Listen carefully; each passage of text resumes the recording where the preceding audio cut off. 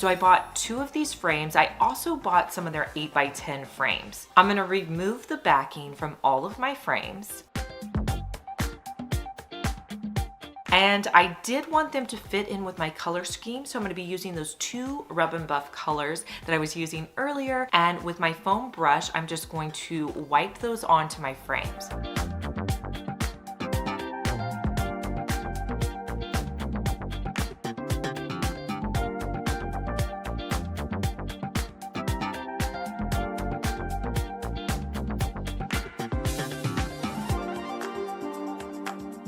I'll let those dry completely. Next, I wanted to add in some prints that I had picked up off of Amazon. I will link them for you down below if you'd like to use them in your house as well. I'll add in the Amazon prints, then I'll put the original backings back onto my pictures.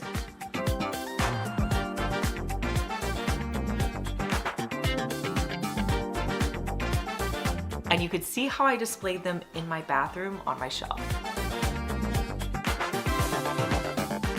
Be on the lookout for this other new Anthropologie dupe frame. This one is an oval shape, really pretty. So let's do an organization idea with this frame. Start by removing the backing.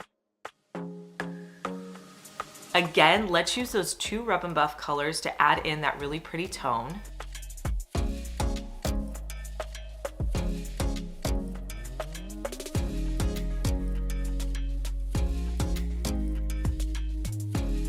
Then I'm gonna put the backing back on, and I'm gonna use a pen to trace the inside of my frame. I'll pull the backing back off. Then I'm gonna be using some really thick yarn. I wanna cut some pieces that I can put down into where I had just drawn that template. I want the pieces to be glued very tightly together because I want to try to put earrings and rings in between the yarn. So I'm just going to keep layering yarn on tightly with hot glue until I get to the bottom.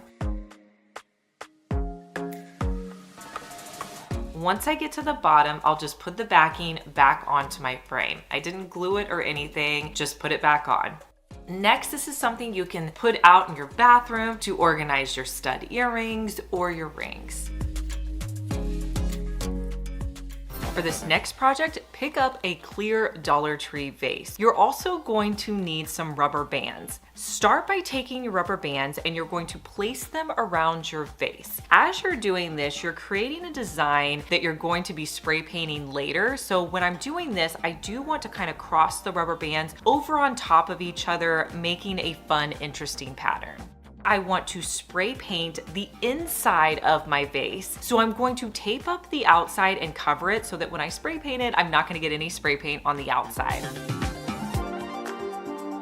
I'm gonna go in with a cream color on the inside of my vase. I'll let that dry completely, then I'll pull off the paper on the outside and the tape, and then I'll place that all on the inside, kind of taping around that top edge, making sure that I don't get any spray paint on the inside for this next step. Then for this next step, I wanted to add a blue spray paint to the outside. So I'm gonna need 2 coats of blue spray paint. Let that dry completely. Then comes the fun part. You can remove all of the bags and tape on the inside and then remove your rubber bands and style this with your favorite florals.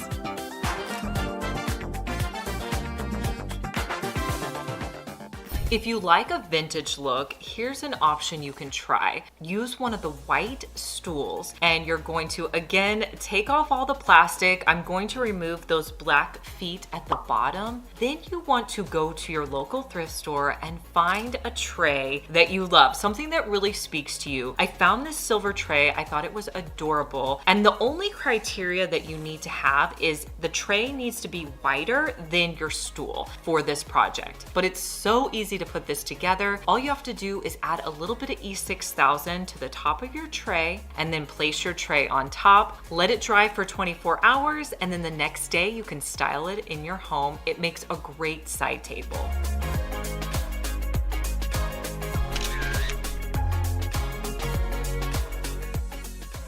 The next time you're shopping at Dollar Tree, keep an eye out for these wood boxes. They have these really pretty fronts to them. There was 3 different varieties. You guys will have to let me know down in the comments which one you liked the best. My favorite was the scallop box, but these wood boxes are great for adding in as little trinket boxes around your house. With the scallop one, I added in some dark stain to it. To put the stain on, I just used a paper towel and wiped the stain on. Because I'm using a paper towel, as I'm adding the stain, I'm also removing any excess stain, so it's kind of like a 2-for-1 step. But I put stain on the entire box and I let it dry. Here's how it looks in my decor.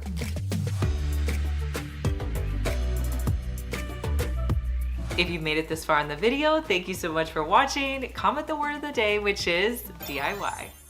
If you've been watching me DIY for a while, you know I love to get inspiration from high-end sites. When I was looking on Studio McGee's site, I found this gorgeous metal candle holder, and I thought this we could definitely recreate with Dollar Tree items. So the first thing you're gonna need to pick up is a plate. I felt like the smaller plates would be best, and I wanted to find one as flat as possible. So I'm gonna be using this white plate. And then you're also going to need one of Dollar Tree's clear glass vases. So to start off, we need to paint the bottom, and I wanted this to have a metal appearance because in the Studio McGee one, it definitely looks metalled. It has that hammered finish. So to achieve this look, I started by painting it with a base of black. Typically in most of our projects, when we're going to be layering, you want to start off with a base color, and black seems to be a great base color for a hammered finish. So I did one solid coat on the back side and the front side, and then I let that dry completely.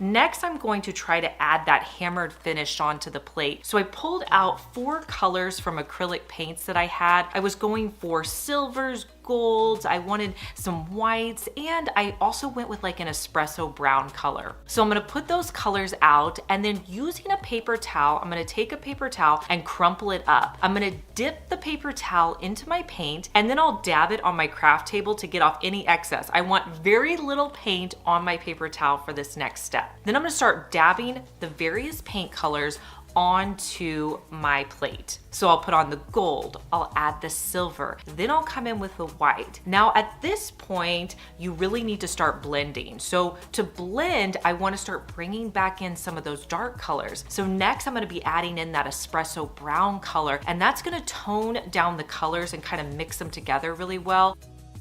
I took a step back and they weren't blending as well as I wanted them to, so I added a little bit of black, which was my original color, just to tone down the colors a little bit.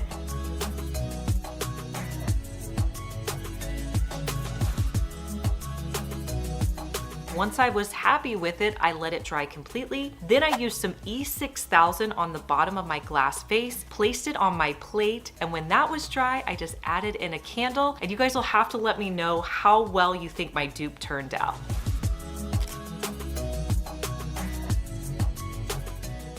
Hey guys, I'm Liz and you're watching my second DIY channel where I post daily DIY videos. You may be familiar with my main channel, Liz Fenwick DIY, but I'm glad that you found me over here on my second channel. Make sure that you're subscribed so you just get notified every day when I post our daily DIY video.